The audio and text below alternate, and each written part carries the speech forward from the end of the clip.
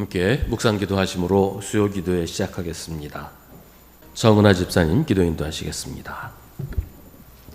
사랑한 하나님, 오늘 하루도 무사히 세상의 일을 마치고 예배를 드릴 수 있도록 귀한 시간을 허락해 주셔서 감사합니다.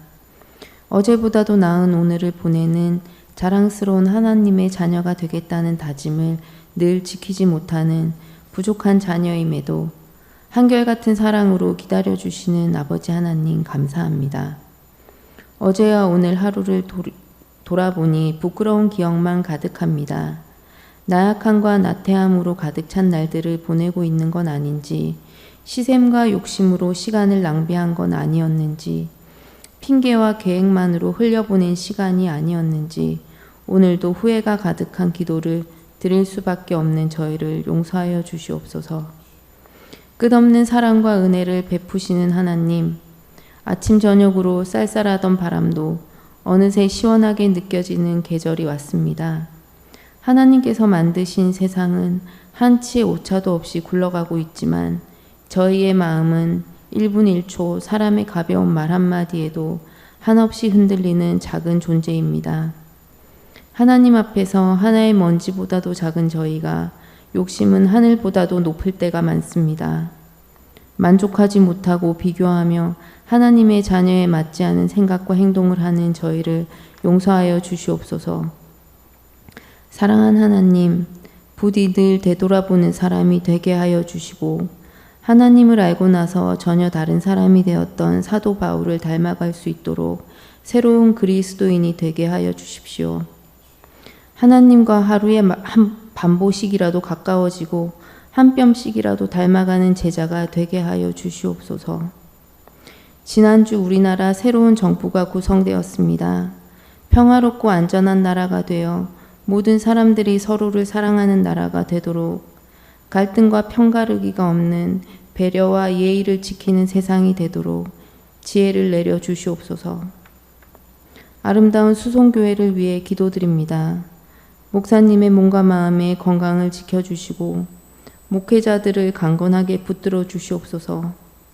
또한 각 부서를 맡아 봉사하는 일꾼들이 힘내서 한마음으로 수송과 지역을 위해서 일할 수 있는 힘을 내게 하여 주시고 더 많은 지역 사람들이 수송교회로 발길을 옮기도록 하나님이 함께하여 주시옵소서.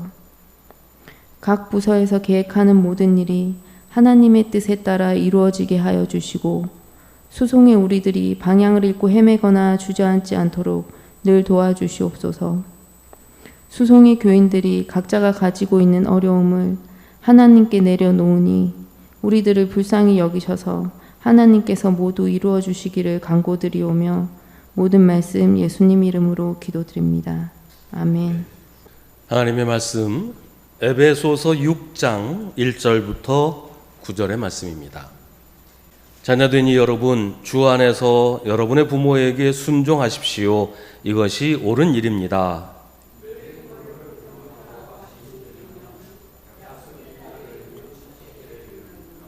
내가 잘되고 땅에서 오래 살 것이다 하신 약속입니다.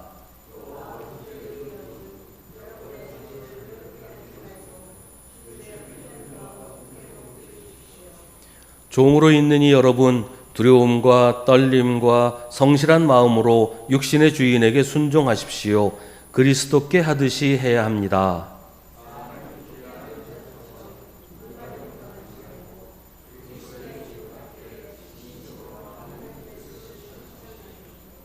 사람에게가 아니라 주님께 하듯이 기쁜 마음으로 섬기십시오.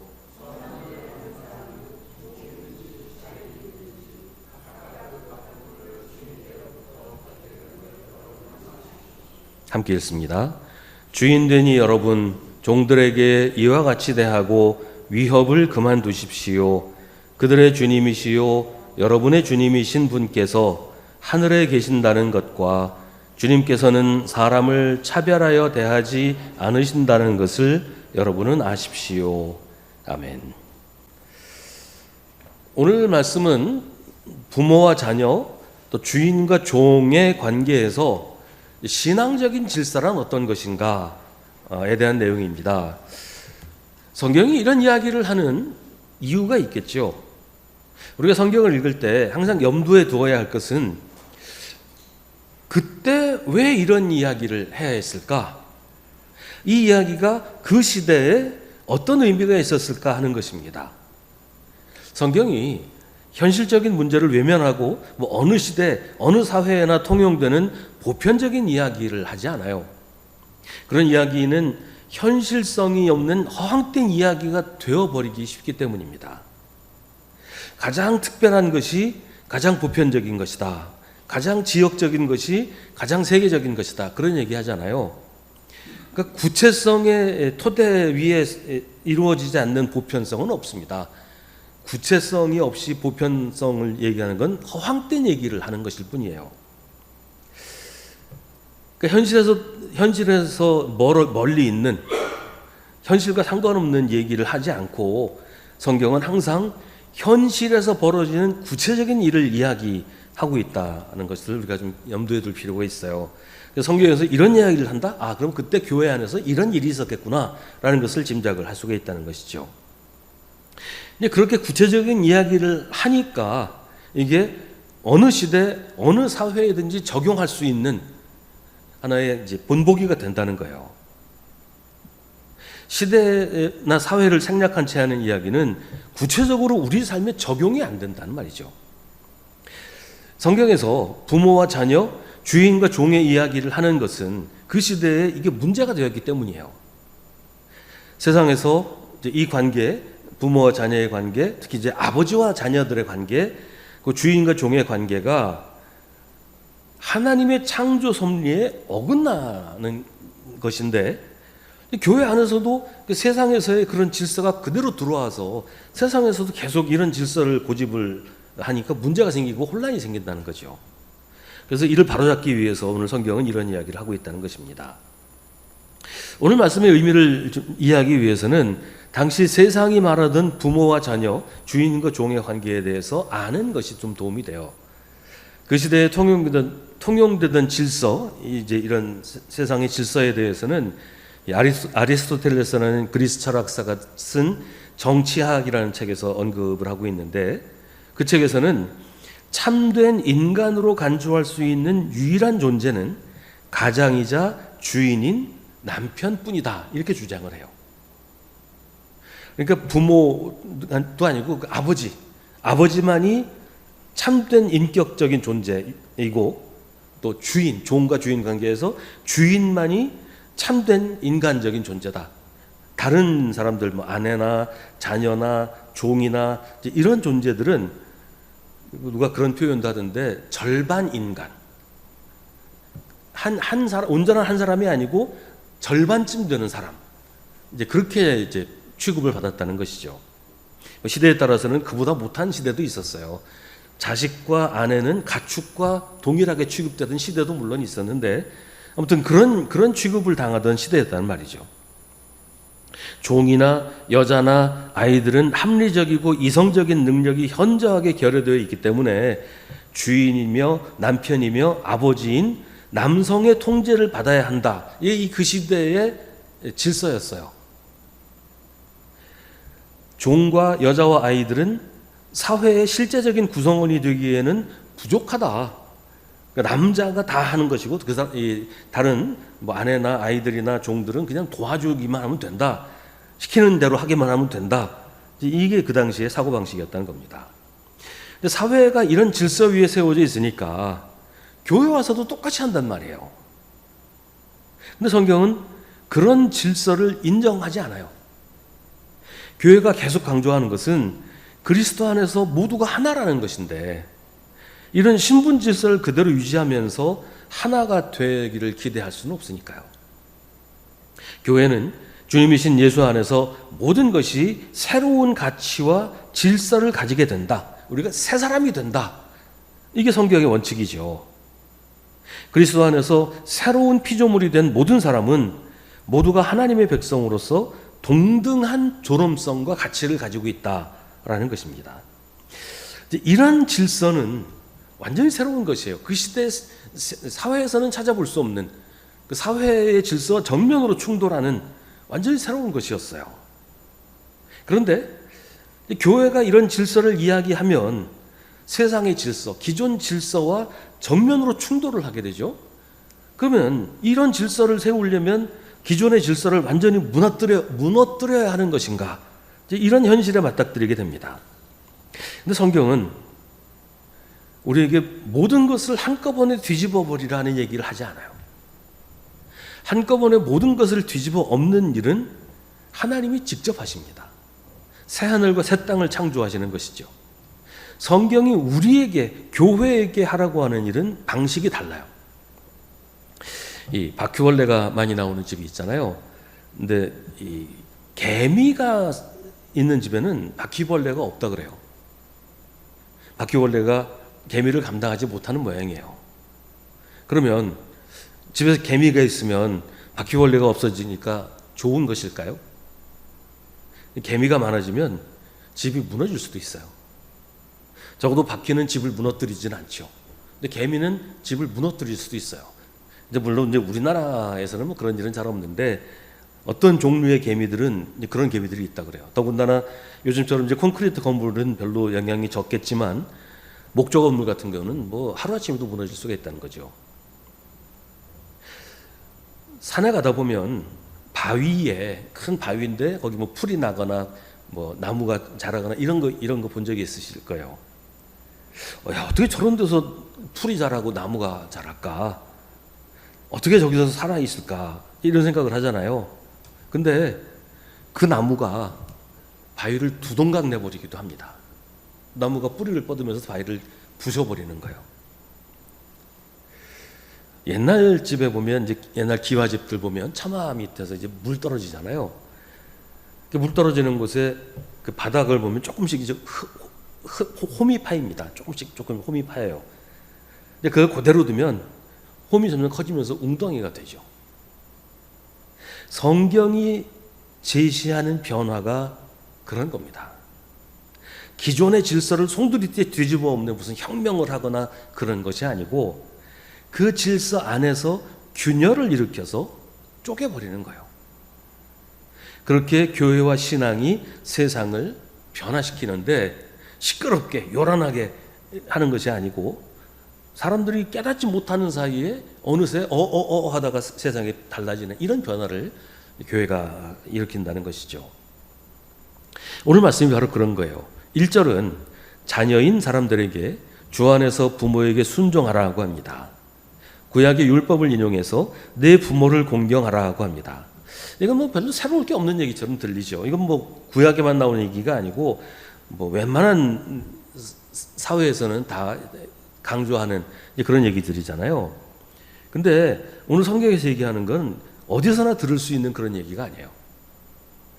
그 시대에는 자녀는 부모에게 종속된 존재였습니다. 아까도 말씀드렸지만 부모만큼, 특히 이제 아버지만큼 온전한 인격이 아니었어요. 절반 인간. 온전한 인간은 한 절반 정도 된다. 더군다나 어린아이 같은 경우는 사람 취급을 안 했어요. 이 시대에는 중세 때까지도 그랬다 그래요. 사람으로 취급되지 않았어요. 그래서 중세의 기록을 보면 그 애기들, 어린아이들을 가지고 축구를 했대요. 아이를 발로 뻥뻥 차면서 축구를 했다는 기록이 있답니다. 그 정도였다는 거예요. 그러니까 부모와 뭐 동등한 인격이라든지 대등한 관계가 전혀 아니라는 거예요. 근데 성경에서 말하는 것은 자녀는 부모와 동등한 인격이다라는 얘기를 하는 겁니다. 동등한 관계에서 부모를 인정하고 존중하라는 거예요. 부모에게 종속된 관계로 무조건 복종하는 것도 아니고 또 뭐 그와는 반대로 부모를 지배하려고 해서도 안 되고 부모를 부모로 인정하고 존중해서 부모의 말을 따르되 주 안에서 그렇게 하라 이런 얘기인데 주 안에서라는 말이 가진 의미는 부모의 말이 주님의 말씀에 합당할 때 순종하라 뭐 이런 의미로 해석하는 경우도 있지만 그보다 더 중요한 의미는 부모와 자녀가 주 안에서 동등한 존엄성을 가진 존재라는 뜻이에요. 그러니까 일방적으로 아버지가 자녀들에게 지시하고 자녀들은 아무 생각 없이 그냥 명령에 복종하고 그런 관계가 아니고 둘 다 동등한 인격으로 동등한 존엄성과 동등한 가치를 가진 존재로 하나님 앞에 서 있다 거기서부터 시작을 하라는 거죠. 거기서 부모에게 부모를 공경하라, 부모에게 순종하라 라고 얘기를 하는 겁니다. 그러니까 지배자에게 복종하는 피지배자가 아니고 동등한 인격체가 서로 존중하고 서로 인정하고 서로를 배려하는 이런 관계여야 한다는 게 성경이 얘기하는 거예요. 이걸 뒷받침해 주는 게 4절입니다. 4절은 아버지에게, 여기서 이제 아버지 얘기가 나와요. 부모라고 얘기하지 않고 아버지라고 그래요. 왜냐하면 아버지만 유일한 인격체였던 사회니까요. 아버지에게 자녀를 노엽게 하지 말고 주님의 훈련과 훈계로 가르치라고 합니다. 계속 말씀드리지만 그 시대에는 아버지만이 유일하게 인격적인 존재이고 다른 사람들, 아내와 자녀와 종들은 모두 아버지에게 종속된, 아버지에게 지배받는 이런 존재라고 했는데 성경은 그렇지 않다고 얘기를 한 겁니다. 아버지와 자녀가 동등한 인격체가 아닐 때는 아버지가 자녀를 자기 마음대로 해도 상관없어요. 그건 아무 문제될 게 없어요. 죽여도 괜찮아요. 그 시대에는 그랬어요. 근데 아버지와 자녀가 동등한 인격체라면 그렇게 할 수 없죠. 그래서 성경은 부모와 자녀 간의 관계가 일방적이어서는 안 된다고 얘기를 하는 겁니다. 아버지 되니 여러분의 자녀를 노엽게 하지 말고 주님의 훈련과 훈계로 가르치십시오 라고 말합니다. 아버지가 자녀를 노엽게 하지 말라는 말은 당시로서는 어디서도 들을 수 없는 말이었어요. 아버지가 무슨 일을 해도 자녀는 노여워해서는 안 돼요. 노여워할 자격이 없어요. 부모만이 유일하게 인격체이기 때문에, 그 아버지만이 유일하게 인격체이기 때문에 자녀는 아버지가 무슨 일을 해도 무슨 말을 해도 노여워할 자격이 없어요. 근데 성경은 아버지에게 자녀를 노엽게 하지 말아야 된다고 얘기합니다. 왜냐하면 동등한 인격체이기 때문에 그래요. 교회에서 부모와 자녀, 특히 아버지와 자녀 사이의 질서는 이런 것이어야 한다라고 성경은 말합니다. 부모와 자녀의 관계는 유지해야 돼요. 왜냐하면 부모가 자녀를 양육하고 교육하고 하는 그런 책임과 의무를 가지고 있고 자녀는 그 교육을 받아서 성장을 하잖아요. 그러니까 그런 질서 다 무너뜨리고 너랑 나랑 똑같으니까 너 나한테 가르치려고 하지도 말고 지시하지도 말고 그런 관계가 아니고 부모와 자녀의 그런 관계 안에서 동등한 인격으로 서로 존중하고 인정해야 된다, 그런 얘기죠. 그게 새로운 질서라는 겁니다. 그리스도 안에서 동등한 인격체로 서로 존중하고 사랑하는 관계를 형성해야 한다는 것입니다. 종과 주인의 관계 역시 똑같은 질서예요. 당시에 종은 주인의 재산이었습니다. 가축이나 똑같았어요. 그래서 주인은 종을 죽여도 됐어요. 구약 성경에 보면 거기에 대한 제한이 많이 나오긴 하지만 로마 시대는 또 달랐거든요. 로마 시대는 종은 주인이 죽여도 상관없었어요. 도망간 종은 잡아서 죽여도 아무도 누가 뭐라고 안 그랬어요. 종의 지위는 가축과 크게 다르지 않았고 인격이니 존엄성이니 이건 종한테는 전혀 해당 사항이 없는 일이었어요. 종은 생각이라는 것을 할 필요가 없었어요. 그저 명령하는 대로, 주인이 시키는 대로 하기만 하면 되는 것이었어요. 이걸 해도 되나 안 되나 이런 판단은 전혀 할 필요가 없었고 할 권리가 없는 거죠. 근데 성경은 전혀 다른 차원의 관계를 이야기합니다. 종은 두려움과 떨림과 성실한 마음으로 육신의 주인에게 순종하라고 합니다. 두려움과 떨림과 성실한 마음으로. 그러니까 인격체로 주인을 대하라는 거예요.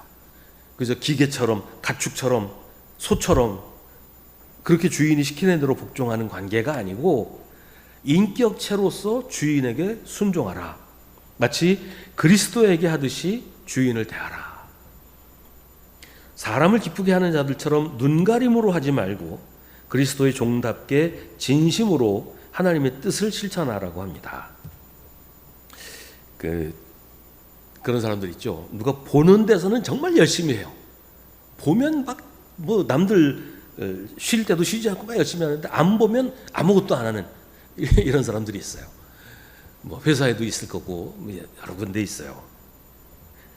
근데 종은 그래도 돼요. 종은. 왜냐면 인격체가 아니니까. 그 주인이 시키는 대로만 하고 주인 눈에만 잘 보이면 뭐 밥도 좋은 거 주고 다 하니까. 근데 성경은 그런 관계가 아니라는 얘기하는 거예요. 인격체로 인격체를 대해야 된다. 마치 그리스도에게 하듯이 주인을 대하라는 겁니다. 사람을 기쁘게 하는 자들처럼 눈가림으로 하지 말고 그리스도의 종답게 진심으로 하나님의 뜻을 실천하라고 합니다. 사람에게 하는 것이 아니라 주님께 하듯이 기쁜 마음으로 섬기라고 합니다. 이건 전혀 새로운 질서예요. 주인과 종이라는 기존의 질서가 아니라 그리스도 안에서 하나님 앞에서 주인과 종이 동등한 인격체다. 종은 주인을 나와 동등한 인격체로 존중하고 섬기라고 얘기를 하는 겁니다. 이 말은 예수님의 말씀 높아지려거든 낮은 자리에서 섬기라고 하신 그 말씀을 구체적으로 실천하라라는 의미로도 이해할 수가 있습니다. 여기서 한 가지 더 주목할 게 있어요. 주님 안에서 이루어지는 관계는 주님이 개입하십니다. 선한 일을 하는 사람은 종이든지 자유인이든지 각각 그 갚음을 주님께로부터 받게 됩니다. 주님이 갚아주신다는 말이에요. 종이 주인을 주님 대하듯이 하는 것은 그게 곧 주님을 대하는 것이기 때문에 주님이 갚아주신단 말이죠. 종과 주인이 주님 안에서 동등한 인격으로 있을 때 그 관계 가운데 주님께서 개입하셔서 그 관계를 유지하게 하시고 더 높은 수준으로 고양시키신다, 그런 얘기입니다.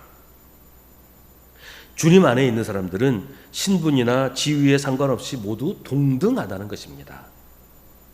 주인과 종이라고 하는 사회 제도를 무시하거나 무너뜨리지는 않아요. 성경이 종이 있는 것은 하나님이 원하시는 게 아니니까 모든 종을 해방시키고 이제 더 이상 종은 없다, 이렇게 얘기하지 않아요. 하지만 그 관계가 완전히 달라지는 겁니다. 종과 주인이 동등한 인격체, 똑같이 가치 있는 그런 존재라는 것이죠. 그렇기 때문에 종에게 주인을 어떻게 대하라고 일방적으로 요구하지 않고 9절처럼 주인에게도 동일한 요구를 합니다.